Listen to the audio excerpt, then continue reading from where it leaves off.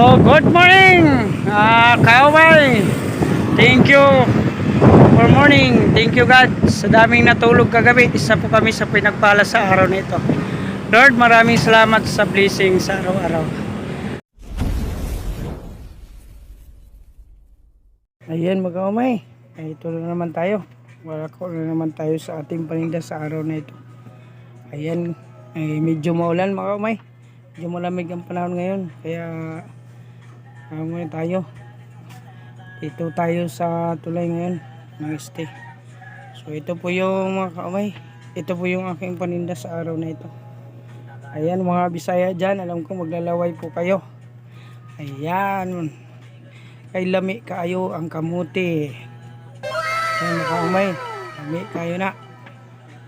Yan na. Mayroon pang saging kasama.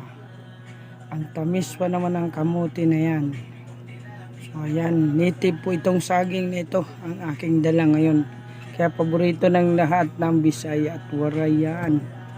Yan makaumay. Kasarap. Lami kaayo na, may citrus pang kasama. Kaya makaumay. Yan, napakasarap po yan ang aking dala ngayon. So marami pa at mayroon pa akong rambutan. Ayan. Rambutan na napakatamis. Hindi lahat ng rambutan matamis kasi kaya maraming variety ang rambutan. So ayan, ar-ar po ang variety niyan kaya napakasikat po yan. Tuklapin po yan. Yung iba sipsipin. Ayan po. May patula po ang kasama. Ayan.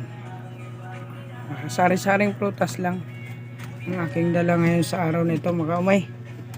So ayan. Ayan, maraming saging. Ayan.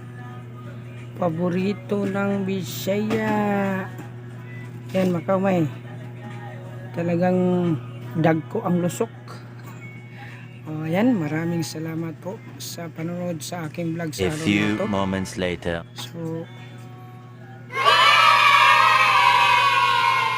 ayan, makaumay. Yung tira natin. Ayan, konti na lang po. Ayan, yung saging natin. Napakakunti na lang yung tira. So, salamat sa Diyos dahil